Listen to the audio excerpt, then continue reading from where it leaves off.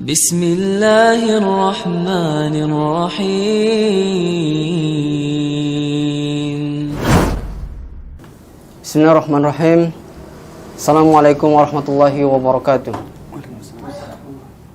Alhamdulillahirabbil alamin. Wassalatu wassalamu ala asrafil anbiya'i wal mursalin.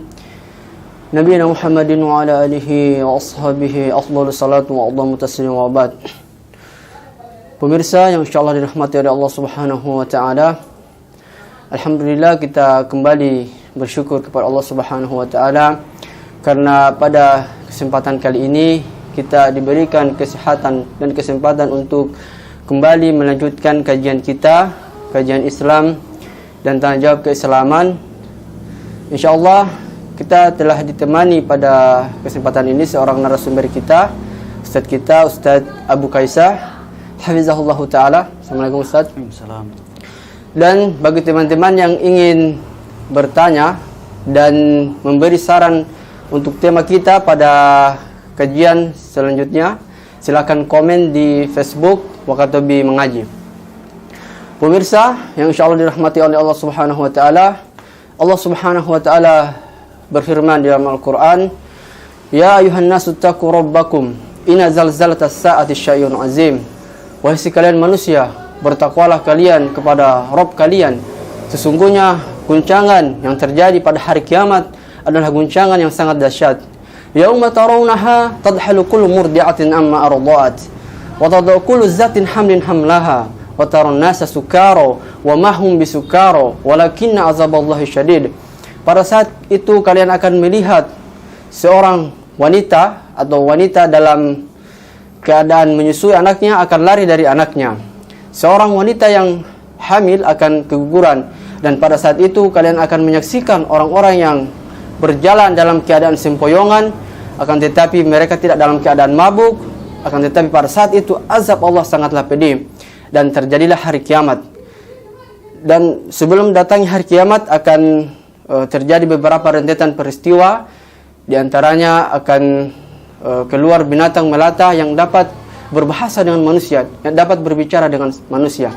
Kemudian turunnya Nabi Isa alaihissalam dari langit. Kemudian datangnya Dajjal. Sekarang pada kesempatan kali ini kita akan membahas tentang mewaspadai fitnah Dajjal. Ustaz, kira-kira bagaimana kemudian tanda-tanda datangnya Dajjal? Mungkin yang lebih penting ciri-ciri dari Dajjal ini seperti apa Ustaz? Kami persilahkan kepada Ustaz. Waliyatafadhal mashkuran wal maju. Bismillah, alhamdulillah, wassalatu wassalamu ala rasulillah wa ala alihi wa ashabihi wa wala ma'ba'd. Ya, salah satu fitnah yang bisa dikatakan adalah fitnah terbesar yang akan menimpa kaum muslimin, bahkan seluruh umat manusia, ini adalah datangnya Dajjal. Ini adalah fitnah terbesar. Memang tidak diragukan lagi, ya. Dan munculnya Dajjal, ya, pendapat yang kuat nanti akan muncul di akhir zaman. Walaupun sebagian ulama menyebutkan ada seorang yang dulu pernah hidup di masa Nabi SAW, disebutnya Ibnu Sayyad, ya, itu dikatakan Dajjal oleh sebagian para sahabat Nabi SAW dan sebagian para tabi'in. Tapi wallahu a'lam bishawab, berdasarkan hadis dari Fatimah bintu Qais, ya, yang menyebutkan dengan riwayat yang sangat panjang tentang peristiwa munculnya Dajjal ini, menunjukkan bahwa Dajjal ini bukan Ibnu Sayyad, tapi nanti manusia yang akan keluar di akhir zaman. Dan sebelum saya sebutkan, ya, ciri-ciri daripada Dajjal itu sendiri, saya ingin menyebutkan bahwa tanda datangnya hari kiamat kubro yang disebutkan oleh seorang ulama, ya, yang bernama Yusuf bin Abdullah bin Yusuf Al-Wabil, dalam kitabnya Asyratus Sa'ah, beliau menyebutkan tanda kiamat kubro itu pertama yaitu munculnya Imam Mahdi, yang pertama. Kemudian yang berikutnya disusul dengan munculnya Dajjal, lalu disambut dengan turunnya Nabi Isa alaihissalam. Jadi Imam Mahdi dulu muncul, kemudian datanglah si Dajjal. Lalu setelah Dajjal muncul, turunlah Nabi Isa yang bertugas untuk membunuh Dajjal. Dan begitu pula seterusnya sampai akhir. Kita nggak membahas secara rinci masing-masing poin ini. Yang kita bahas adalah Dajjal itu sendiri. Dajjal memiliki beberapa ciri yang disebutkan oleh Nabi SAW dalam hadis yang sahih dalam Sahih Bukhari, Muslim maupun Imam Muslim sendiri meriwayatkan secara terpisah tentang ciri-ciri fisik daripada Dajjal itu sendiri. Nah, ciri-ciri Dajjal salah satunya yang disebutkan oleh Imam Bukhari dan Muslim dalam Sahih mereka, dan kesepakatan mereka bahwa Dajjal ini memiliki dua mata, mata kanannya buta. Mata kanannya buta. Walau Imam Muslim menyebutkan bahwa yang buta adalah mata kirinya. Jadi ada dua riwayat yang berbeda. Tapi ini bisa dikompromikan oleh Al-Hafidz Ibnu Hajar Al-Asqalani Asy-Syafi'i rahimahullah ta'ala. Beliau menyebutkan memang seolah-olah ada kontradiksi, ya. Tapi beliau lebih merojihkan, menguatkan riwayat Imam Bukhari dan Muslim karena riwayatnya lebih kuat dibandingkan Imam Muslim. Ya, Imam Muslim meriwayatkan sendiri mata yang buta itu adalah sebelah kiri. Tapi Imam Bukhari dan Muslim meriwayatkan, mereka bersepakat bahwa yang buta itu sebelah kanan. Ya, ini memang ada sedikit kontradiksi, tapi Imam Ibnu Hajar ya lebih menguatkan pendapatnya atau riwayatnya Imam Bukhari dan Muslim. Walaupun sebagian ulama mengatakan bahwa yang dimaksud mata kanannya itu adalah buta, ya, itu memang benar-benar buta, gitu kan. Sedangkan mata kirinya itu juga maibah, dia ada aibnya. Nah, mata kirinya pun ada aibnya juga, maksudnya tidak bisa melihat dengan baik juga. Ini ingin menggabungkan dua riwayat ini. Ya. Intinya Dajjal memiliki dua mata. Ya, yang satu buta. Berdasarkan riwayatnya Bukhari dan Muslim, mata kanannya yang buta. Kemudian dia ja'du syar itu rambutnya keriting. Ya, rambutnya keriting, bahkan dalam riwayat Muslim disebutkan qotot. Ya, qotot itu keritingnya sangat keriting banget gitu. Jadi syiddatul ini ya. Ja'datu asyar ya. Keritingnya itu sangat keriting banget gitu. Kemudian dahinya ini lebar. Kemudian di dahinya itu ada tulisan dalam riwayat Bukhari dan Muslim disebutnya kafir, K-nya panjang, fa dan ra begitu. Dalam lain riwayat disebutkan itu tulisannya terpisah kafaro, ada kaf, ada fa, ada ra. Secara terpisah. Dua riwayat ini sahih. Ya, dua riwayatnya sahih. Ada yang menyebutkan itu kafir, kaf disambung dengan alif, kemudian fa dengan ra bersambung. Ya. Kemudian riwayat yang lainnya kaf, fa sama ra itu terpisah. Ini di keningnya. Nah, di keningnya. Dan dia adalah termasuk manusia. Beda dengan seperti yang disebutkan oleh sebagian orang ya, sebagian orang atau sebagian ulama di abad yang lalu ya. Satu abad atau dua abad yang lalu ada beberapa ulama yang menyebutkan bahwa Dajjal ini cuma khurafat saja. Ya, Dajjal ini hanya kayak cerita ini adalah simbol dari kejahatan, simbol dari suatu hal yang menyesatkan dan lain sebagainya. Tapi nggak ada sosok Dajjal itu sendiri, nggak ada katanya. Tapi ini pendapat yang sangat lemah. Karena hadis-hadis Nabi SAW menjelaskan bahwa Dajjal itu sosok seorang manusia. Ini disebutkan oleh At-Tamim Ad-Dari dalam sebuah hadis yang sangat panjang, seorang sahabat yang pernah terdampar di pulau. Ini namanya Tamim Ad-Dari. Ya, beliau dulunya seorang Nasrani tentunya, kemudian masuk ke dalam Islam. Jadi dalam rombongan itu Tamim Ad-Dari dengan 30 orang awak kapal, istilahnya begitu, penumpang kapal itu diombang-ambing di tengah lautan. Ya, kemudian terdampar di satu pulau. Ya, kemudian di satu pulau ini, cerita singkatnya seperti itu, bertemulah dengan seekor hewan. Ya, seekor hewan, rambutnya sangat lebat, gitu kan, tidak diketahui mana dubur, mana kubulnya, nggak ketahuan ini. Dan hewan itu bisa berbicara. Ya, ditanya, apa kamu ini apa? Makhluk apa? Gitu. Akhirnya dia mengatakan tuh, kalau kamu ingin tahu lebih jauh, itu kan, temui seorang laki-laki yang ada di di sana, di satu tempat gitu ya. Tempatnya itu disebutkan ad-dair. Ad-dair itu tempat ibadah gitu, tempat bertahanus, tempat bertapa ya. Begitu seperti itu. Akhirnya diantarlah ke sana, sehingga cerita seperti itu.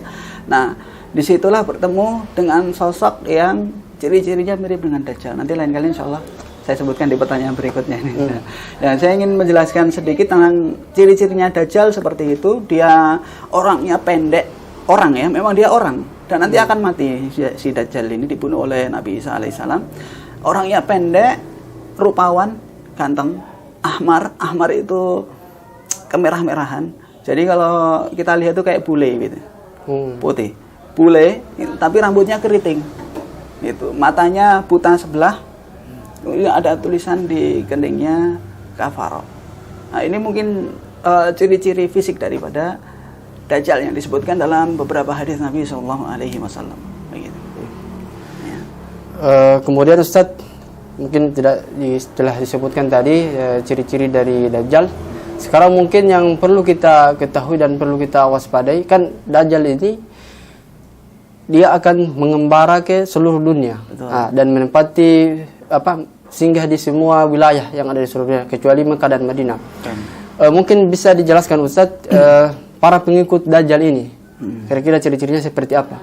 Ciri-ciri pengikut Dajjal. Nah, disebutkan dalam hadis Nabi SAW, dalam riwayat Imam Muslim banyakan ini disebutkan bahwa Dajjal itu nanti akan keluar dari timur, masyrik, dari arah timur.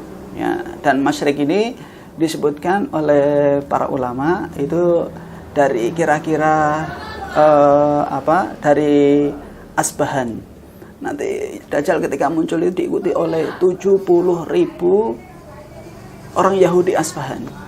Orang Yahudi Asbahan. Mereka menggunakan toyalisah, menggunakan semacam selendang begitu, yang biasa digunakan di bahu gitu kan. Nah, itu atau diikatkan di kepala. Nah, itu toyalisah ini digunakan oleh orang-orang Yahudi pengikutnya Dajjal.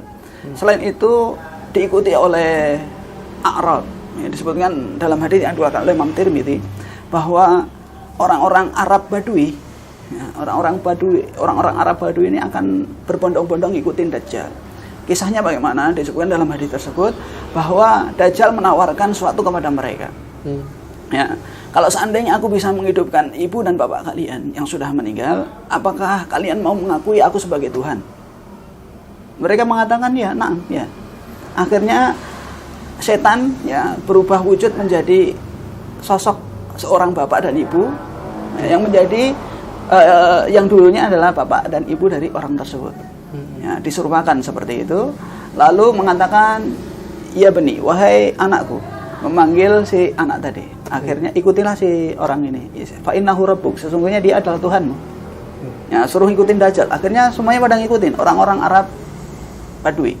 Selain itu orang-orang kebanyakan kaum wanita yang mengikuti Dajjal karena kurangnya informasi mereka dan mudahnya mereka ini terpengaruh dengan ucapan dan keanehan atau kelebihan yang dimiliki oleh Dajjal. Bagaimana tidak, Dajjal bisa memperlihatkan surga, bisa memperlihatkan neraka, bisa menghidupkan tanah menghidupkan orang yang sudah meninggal. Kemudian tanah yang kering pun tandus bisa dibuatnya subur. Bisa menurunkan hujan dan lain sebagainya. Ini hakikatan. Ini secara hakikat demikian. Ini bukan cuma ilusi atau hayalan, bukan. Tapi Dajjal atas izin Allah bisa melakukan hal itu sebagai fitnah bagi manusia. Begitu. Ya, tentu kita masih segar dalam ingatan ketika pemberitaan mengenai telur, ya.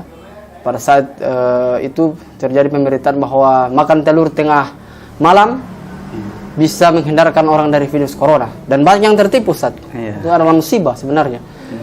Dan bagaimana lagi kalau misalkan Dajjal yang keluar? Mungkin bisa dijawab sendiri oleh para pendengar. Kemudian kira-kira selain itu, Ustaz, apa kemampuan Dajjal yang harus diwaspadai selain bisa menyerupai, membangkitkan orang kemudian diserupakan dengan kerabatnya, keluarganya? Kira-kira apa lagi, ada kekuatan apa lagi yang harus diwaspadai oleh kaum muslimin? Ya. Sebetulnya Dajjal ini memiliki keistimewaan yang bisa dibilang memiliki keistimewaan ini seperti mukjizatnya para nabi dan rasul. Kalau dia seolah-olah bisa menghidupkan orang mati, ini seperti mukjizatnya Nabi Isa. Ya. Kemudian bisa bisa membuat subur. Nah, tanaman ini luar biasa ini. Ini manusia biasa nggak mungkin bisa melakukan seperti ini. Begitu. Kemudian bisa memperlihatkan surga dan neraka. Ini nabi dan rasul pun tidak ada yang bisa seperti ini.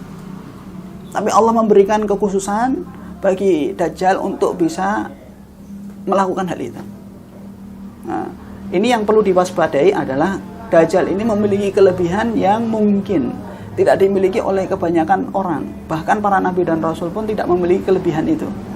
Ya, tapi Dajjal ini memiliki kelebihan untuk menjerumuskan manusia kepada kesesatan. Makanya Nabi SAW menyebutkan dalam hadis yang dikeluarkan oleh Imam Muslim ya dalam sahihnya bahwa apabila Dajjal muncul nanti dia bisa memperlihatkan surga dan neraka. Nah, dan Nabi SAW menyebutkan jannatuhu narun. Surga yang dia tampakkan itu adalah neraka. Wa naruhu jannah. Nah, dan neraka yang dia tampakkan itu adalah surga.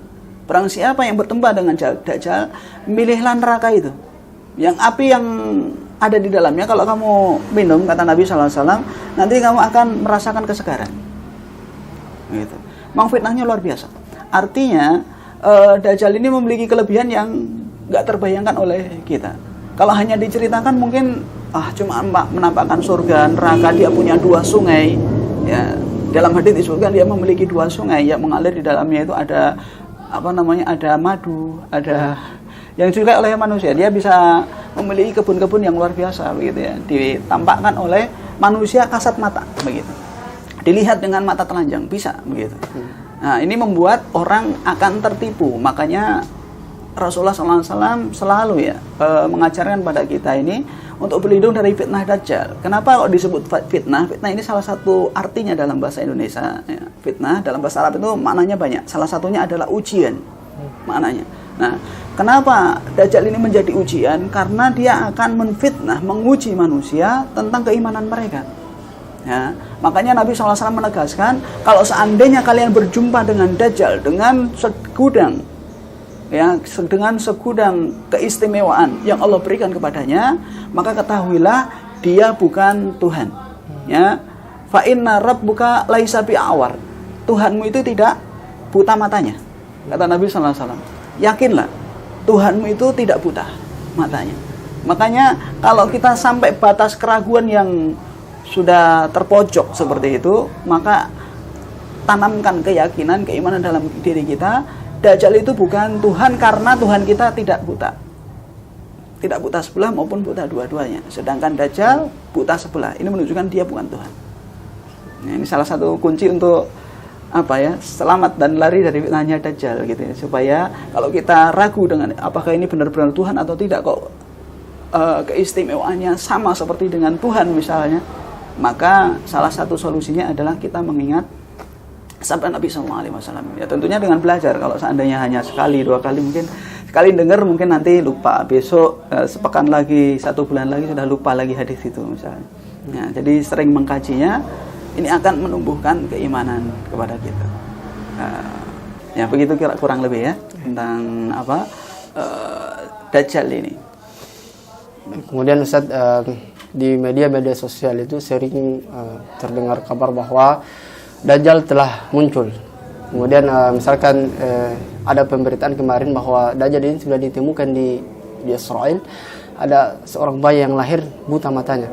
Kira-kira bagaimana kita menanggapi berita seperti itu? Apakah memang kemunculan Dajjal ini bisa diprediksi oleh manusia biasa, Ustaz? Ya. Kemunculan Dajjal ini nggak bisa diprediksi kecuali setelah Imam Mahdi keluar. Ya. Selagi Imam Mahdi itu belum disepakati, belum dinobatkan dia sebagai Imam Mahdi, bukan tapi nanti akan muncul Imam Mahdi, tanda munculnya kiamat besar yang pertama nanti. Nah, kalau sudah muncul Imam Mahdi ini, maka tidak lama kemudian akan muncul Dajjal. Kalau Imam Mahdi belum keluar, sudah dipastikan bahwa ada yang mengklaim lahir Dajjal atau yang lainnya, pasti itu dusta. Gitu. Di masa Nabi sudah ada seperti itu. Ada seorang yang terlahir dari kalangan orang Yahudi, namanya tadi Abdullah bin Sayyad tadi. Nah, Abdullah bin Sayyad ini dulu ketika lahir dia dalam keadaan buta matanya sebelah, gitu. Dan ketika lahir itu sudah bisa berbicara dan lain sebagainya. Nah, akhirnya dia divonis sebagai Dajjal. Ya, divonis sebagai Dajjal. Dan Nabi SAW sempat bertemu dengan Abdullah bin Sayyad ini, ya, dan menanyakan, gitu kan, apakah kamu beriman bahwa saya adalah seorang nabi? Iya, saya beriman. Gitu. Tapi dia bertanya balik kepada Nabi SAW, apakah Anda juga beriman bahwa saya seorang nabi? Begitu. Jadi dia menanyakan hal yang sama kepada Nabi SAW. Tapi ketika itu dia masih bocah, belum mumayyiz, usianya masih di bawah 7 tahun, gitu, masih kecil. Jadinya belum bisa divonis seperti itu. Akhirnya ketika dewasa, ternyata Abdullah bin Sayyad ini ternyata masuk Islam. Walaupun para sahabat sudah memvonis ini anak Dajjal, sudah divonisnya Dajjal. Umar bin Khattab, Jabir bin Abdullah, sahabat-sahabat yang lain sudah memvonis si Abdullah bin Sayyad ini sebagai Dajjal. Tapi ketika dewasa ternyata anak ini masuk Islam. Ya, sedangkan Dajjal salah satu cirinya itu kan dia kafir. Ya. Nah, sedangkan anak ini Muslim. Ciri yang kedua, Dajjal itu tidak bisa masuk kota Madinah, sedangkan dia tinggal di kota Madinah, dan ketika itu sempat mau melaksanakan ibadah haji ke kota Mekah. Begitu. Jadi nggak sesuai kriterianya. Kriteria yang ketiga yaitu ketika dalam hadis disebutkan bahwa Dajjal itu la yulad lahu. Dajjal ini tidak, salah satu cirinya adalah dia tidak bisa memiliki keturunan. Nggak mandul kalau bahasa ini ya. Jadi dia nggak bisa memiliki keturunan. Sedangkan si Abdullah bin Sayyad ini dia memiliki keturunan. Nah, dan keturunannya ini salah satu tabi'in yang dekat dengan Sa'id bin Musayyab yang menjadi guru daripada Imam Malik bin Anas rahimahullah ta'ala. Ya, termasuk gurunya Imam Malik bin Anas. Jadi kalau dikatakan bahwa Dajjal ini adalah Abdullah bin Sayyad, ini tidak benar. Nah, kalau seandainya di zaman ini ada yang mengatakan bahwa sudah terlahir Dajjal di negeri ini, negeri itu misalnya, padahal Imam Mahdi belum keluar, kita katakan dia dusta. Gitu. Karena munculnya Dajjal setelah Imam Mahdi keluar. Ya, kalau Imam Mahdi belum keluar, pasti Dajjal belum keluar. Gitu ya. Sudah bisa dipastikan bahwa itu dusta, bohong. Gitu. Ya, mungkin poin terakhir Ustaz, sebelum kita tutup, mungkin hal-hal yang bisa kita lakukan agar terhindar dari fitnah Dajjal ini. Iya. Ada beberapa cara yang disebutkan oleh Nabi SAW dalam beberapa hadis beliau agar kita terhindar dari fitnah Dajjal. Ya. Yang pertama adalah kita dianjurkan untuk mempelajari agama Islam, menguatkan keimanan. Ya, dengan keimanan ini, dengan mempelajari ilmu yang berkaitan dengan iman, ya, yang berkaitan dengan akidah, yang berkaitan dengan tauhid, ini bisa membentengi diri kita dari fitnah Dajjal. Ini yang pertama. Kemudian yang kedua yang disebutkan oleh Nabi SAW bahwa Dajjal ya, itu tidak bisa masuk di kota Mekah dan Madinah. Jadi nanti barang siapa yang memungkinkan untuk lari dari Dajjal untuk menuju ke kota Mekah dan Madinah, maka lakukan. Ya. Tapi kalau seandainya tidak bisa, gitu ya, maka Nabi SAW memberikan solusi yang lain. Ya. Solusi yang lainnya adalah dengan menghafalkan surat Al-Kahfi atau 10 ayat di awal surat Al-Kahfi. Ini sebagai benteng kita. Ya. Kalau seandainya kita nggak bisa pergi kota Mekah dan Madinah, hafalkan ayat ini. Ketika bertemu dengan Dajjal, baca ayat ini. Ya, ini salah satu cara untuk terhindar dari fitnah Dajjal. Kemudian yang keempat yaitu dengan memperbanyak doa. Memperbanyak doa khususnya dalam sholat kita.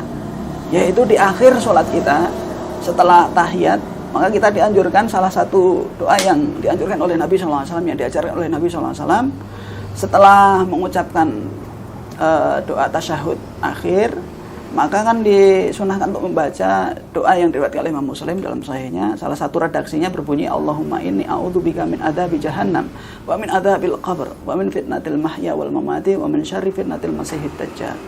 Diriwayat sahih dari Imam Muslim. Walaupun ada riwayat yang lainnya, Allahumma inni a'udzubika min adzabil qabr wa min adzabi jahannam. Adzab qabr dulu baru adzab jahannam, itu pun juga sahih.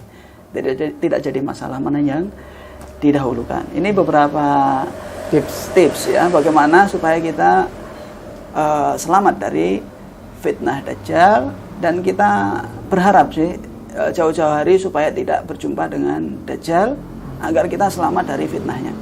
Seperti itu. Ya, wallahu a'lam bishawab. Ini ada pertanyaan Ustadz dari teman-teman. Sudah cari dulu. Ini pertanyaan seperti ini, Ustadz. Akhir-akhir ini sedang fenomena Ustadz akhir zaman, yang mana isi ceramahnya yang dibahas selalu tentang fenomena akhir zaman dan sebuah ramalan-ramalan. Ya, misalkan contohnya bahwa Imam Mahdi telah lahir, kemudian sama tadi kaitannya bahwa Dajjal telah muncul. Kira-kira bagaimana menanggapi ustadz-ustadz seperti ini, Ustadz? Ya. Yang pertama begini, kita harus kembalikan segala sesuatu yang sifatnya itu ghaibiyah, sifatnya itu perkara yang gaib, itu kembali kepada Al-Quran dan hadits Nabi SAW. Tidak ada yang mengetahui perkara yang gaib kecuali Allah. Dan segala sesuatu yang berkaitan dengan apa yang terjadi di akhir zaman itu semuanya sudah ada dalam Al-Quran maupun hadits Nabi SAW, dan rinciannya ada dalam hadits Nabi SAW. Oleh karena itu harus kita kembalikan pada Al-Quran dan Sunnah Nabi SAW. Ini yang pertama. Ya, jadi ucapan ustadz siapapun itu, mau akhir zaman kayak mau apa ya kan, itu kalau seandainya ucapannya itu bertentangan dengan Al-Quran dan hadits Nabi SAW, wajib kita tolak. Nah, kemudian yang kedua, dari pertanyaan tadi sudah menunjukkan bahwa dia itu meramal. Dan meramal itu bukan ciri khas orang Islam. Orang Islam itu tidak boleh meramal, gitu. Contohnya, gitu ya.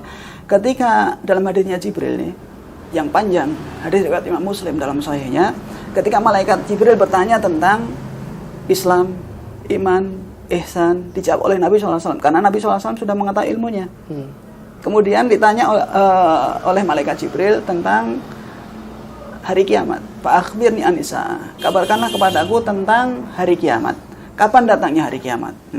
Ini yang bertanya siapa? Malaikat Jibril, malaikat yang paling dekat dengan Allah Subhanahu wa taala. Ya. Kenapa saya katakan paling dekat? Karena malaikat itu disebutkan di dalam Al-Qur'an bahwa mereka memiliki 2, 3 atau 4 saja sayapnya.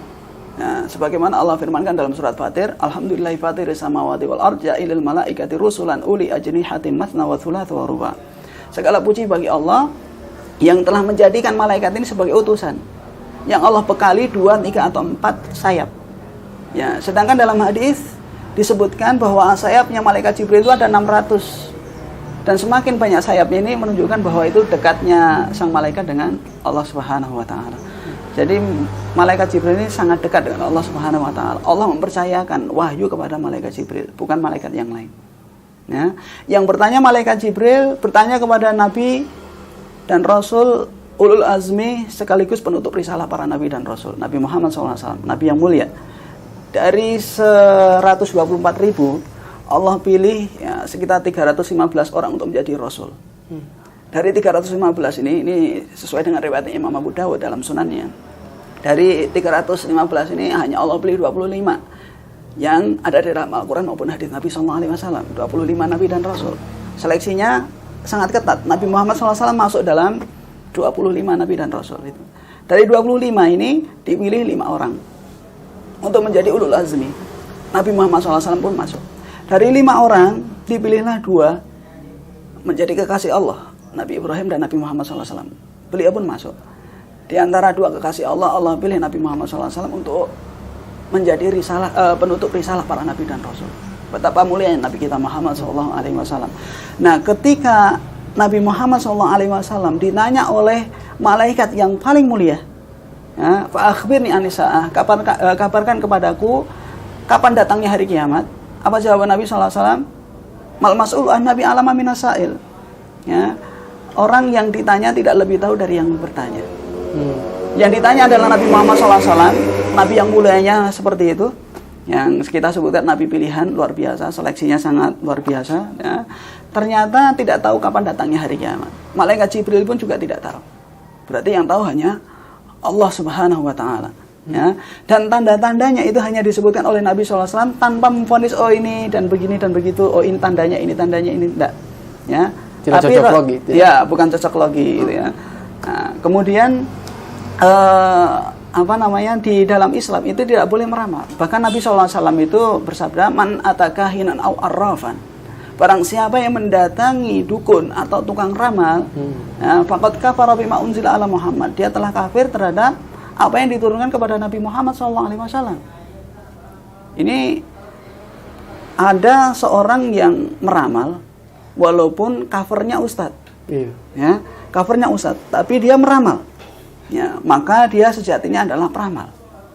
Nah, kalau dia benar-benar meyakini hal itu, dia telah kafir terhadap Al-Quran, ya, karena berdasarkan hadis ini tadi, barang siapa yang mendatangi dukun, ya, dan membenarkan ucapannya, atau membenarkan barang siapa yang mendatangi dukun atau paranormal atau tukang ramal tadi dan membenarkan ucapannya, dia telah kafir terhadap Al-Quran yang diturunkan kepada Nabi Muhammad SAW. Yang mendatangi saja bisa kufur, apalagi yang melakukannya. Ya, dan kesepakatan para ulama ya, bahwa iddia ilmil ghaib, bahwa mengklaim bisa mengetahui perkara yang gaib, ini merupakan kekufuran dan tidak diragukan lagi. Ya. Jadi kalau seandainya ada yang meramal atau mencocokkan ini dan itu tanpa ilmu, tanpa adanya dalilnya diotak-atik, dicocokkan sana sini, ya, padahal ilmu tidak sampai di sana, maka dia telah melakukan kesalahan yang sangat besar dan menyesatkan kaum muslimin. Ya. Jadi kita sebagai orang Islam tidak boleh mempercayai apa yang menjadi ramalan bagi orang tersebut atau apa yang diramalkan oleh orang tersebut, karena ini akan menyesatkan. Ya, kalau seandainya diprediksi Imam Mahdi kalau muncul, kaum muslimin nggak boleh kecuali harus taat sama imam tersebut. Gitu. Harus taat sama imam tersebut. Karena beliau pemimpin sebagaimana dia akan memimpin kaum muslimin sebagaimana Rasulullah SAW memimpin kaum muslimin ketika itu. Dan namanya sama dengan nama Rasulullah SAW, Abdullah. Namanya Muhammad bin Abdullah. Ya, sama, dan beliau adalah keturunan Nabi Muhammad SAW. Dan ini kemunculannya belum ada. Begitu. Jadi kalau seandainya ada yang mengklaim oh Imam Mahdi sudah muncul, Dajjal sudah muncul dan lain sebagainya, ini kedustaan. Walaupun dikaitkan dengan hadis-hadis. Ya, walaupun dikaitkan dengan hadis-hadis, ini namanya kalau dalam bahasa saya ini dia telah memaksakan hadis, memperkosa hadis untuk memaksakan pendapatnya dimasukkan dalam hadis tersebut. Ya, tidak dipahami seperti para ulama memahaminya. Seperti itu tidak boleh. Memang seolah-olah dalilnya benar. Memang dalilnya benar, sahih. Yang salah adalah pemahaman yang dia bawakan ya dengan menyertakan hadis tersebut. Hadisnya sahih, tapi pemahaman yang dimasukkan ke hadis ini yang nggak benar, sehingga bisa menyesatkan kaum muslimin, gitu ya. Ya, Allah besar. Ya. Sudah. Ya, alhamdulillah kita sudah berada di penghujung acara kita pada kesempatan kali ini. Kami ucapkan syukron jazakallah khair kepada Ustadz kita yang telah membagi ilmunya, mudah-mudahan bisa menjadi pelajaran ibrah untuk kita, kemudian kita bisa sampaikan ke teman-teman yang lain dan kemudian bisa kita amalkan. Dan bagi teman-teman yang baru menyaksikan acara ini, silakan kemudian saksikan kembali. Yang terlambat untuk menyaksikan, silakan saksikan di YouTube HM Production. Dan insyaallah besok kami akan kembali lagi di jam dan waktu yang sama. Demikian apa yang bisa kami sampaikan, semoga bermanfaat. Syukran wa jazakumullahu khairan. Subhanakallahumma bihamdik asyhadu an la ilaha illa anta astaghfiruka wa atubu ilaik. Assalamualaikum warahmatullahi wabarakatuh.